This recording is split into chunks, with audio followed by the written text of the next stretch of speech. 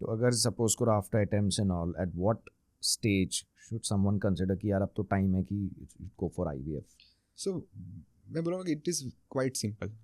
लोगों के माइंड में डाउट्स होते हैं, but for us it is quite simple. If you are less than 30, आप 1-1.5 साल ट्राई करो नेचुरली. एक उसमें ना रहा, देन यू नीड ट्रीटमेंट. ऐसा नहीं है कि आपको प्रेगनेंसी नहीं होने वाली, but statistics of you getting pregnant are very less and not worth waiting, right. Because this is your first child. अगर सेकंड चाइल्ड होता तो मैं बोलता कि चलो और 6 महीने वेट करो, but since this is your first child, you might want a second child at 35-36. तो ये जितना जल्दी खत्म हो सके उतना करो. तो 1 to 1.5 years ऑफ ट्राइंग. अगर ना रहे तो गो फॉर ट्रीटमेंट, इवेल्युएशन करवाओ. If you fit in those parameters of IUI तो गो फॉर IUI. अगर स्पर्म काउंट ही बहुत कम है, एग्स ही बहुत कम है, और वी फील कि you have an urgency to plan a treatment, then you might need to go for IVF. तो इट इज़ नॉट कि पहले IUI करवाओ फिर IVF ही करवाओ. You might need IVF first also. अगर हमने ओवेरियन रिजर्व टेस्टिंग किया 28 की एज पर बहुत कम आया, तो इट मीन्स कि you have an urgency to plan. And IVF right. क्यों करना है? Because that treatment gives you the highest chance of pregnancy. ऐसा नहीं है कि आपको नेचुरली नहीं रहेगी, but since you don't have time, it makes sense for you to go for IVF without wasting time. Right, right. So less than 32, 1 year of trying naturally. More than 32, 6 months of trying naturally should be your cutoff.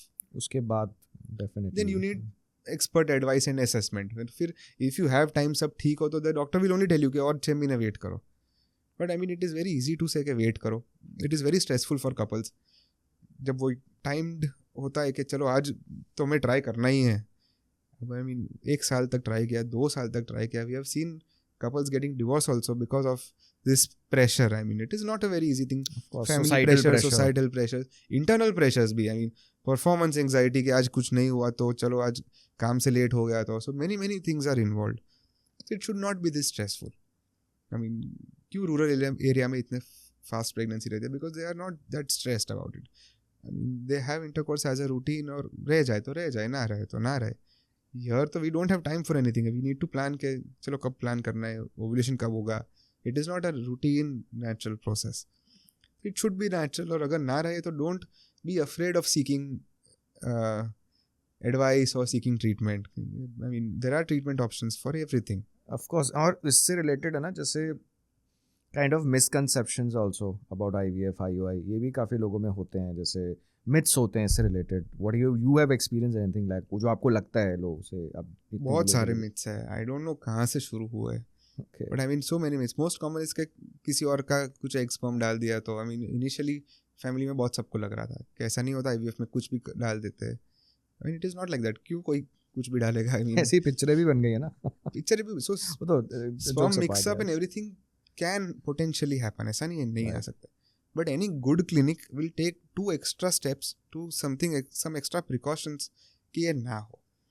I mean, if I talk about my clinic, I mean, usually all clinics have a manual witnessing system. So अगर XYZ नाम का patient आया, उसने एक semen analysis sample दिया, तो उसके डिब्बे पे भी XYZ हो, वो forms पे भी XYZ हो, and 2 people, 1 technician, 1 doctor, both of them cross match. ये सब ठीक है. It is called a manual double witnessing. और अगर सब ठीक हो, then only they transfer. Then only they use that semen sample or Right. use that embryo. We do one more step which is called RI witnessing, which is a radio frequency witnessing.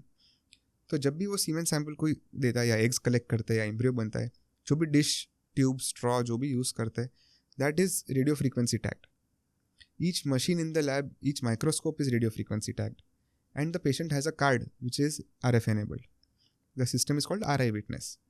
तो जब भी वो हम dish automatically microscope में रखते हैं तो the system only tells us कि this belongs to this patient.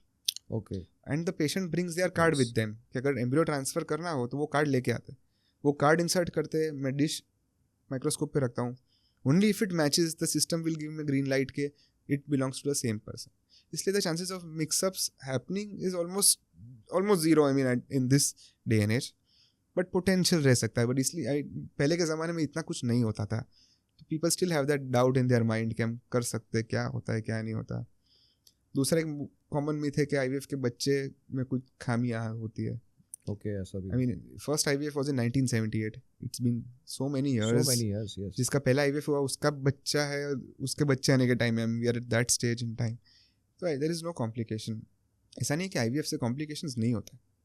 But the chances of complications is the same as a natural pregnancy. Yes, This definitely. is just a way to get pregnant. इसलिए हम ऐसा नहीं है कि IVF के pregnancy के बाद चाइल्ड में कुछ आए तो पीपल फील कि IVF की वजह से हुआ है. वो शायद नेचुरल होता तो भी होता. So IVF does not increase nor does it decrease your chances of having any complications in the child. और दूसरा एक डाउट होता है कि वो इंजेक्शंस लेने पड़ते बहुत, बेड रेस्ट बहुत लेना पड़ता है. तो there is no need for any bed rest, your work continues. पूरा वेस्टर्न वर्ल्ड IVF करता है. I mean they take injections daily, they go to work daily.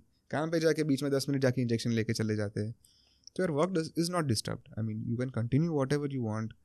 थोड़े बेसिक प्रिकॉशन रखने होते हैं. I mean don't do excessive exercise या कुछ, but your work life everything continues. मतलब कुछ लाइफस्टाइल में जैसे क्या अवॉइड करना है उस टाइम पे, ऑफ कोर्स आई कुछ मीन अल्कोहल गाइडलाइंस होती स्मोकिंग होंगी. नहीं. I mean basic avoid alcohol, jumping wumping, I mean बहुत स्ट्रेनस एक्सरसाइजेज ना करो. और basic common sense, you don't want any infection in your body, तो बाहर का खाना मत खाओ. I mean basic precautions, but your life is not affected in any way. ये ज़माने में IVF is quite simple. It used to be quite tedious in the past, पर अभी तो मोस्ट पेशेंट्स जो ये टेंशन लेके आते हैं हमारे पास, एक बार IVF से प्रेगनेंसी लेके जाते हैं, फिर वो हमें बताते हैं कि बस इतना ही था, कि हम क्यों डरते थे इतनी सिंपल प्रोसेस के लिए. I mean it can be stressful of course, क्योंकि इंजेक्शंस होता है. It can be stressful, it can be expensive, but it is not that difficult. जो हमारे माइंड में जो थॉट्स है कि इतना कुछ होगा IVF में, it is quite straightforward. और initially you feel these stresses. एक बार प्रेग्नेंट हो जाओ फिर एवरीथिंग. आई मीन मैं 1 साल पहले के पेशेंट को पूछूं कि क्या कैसी रही आपकी जर्नी, तो उनको याद भी नहीं होता. They are so busy in the child कि जो भी था it was worth it. So everybody eventually realizes कि it is worth the effort. Right.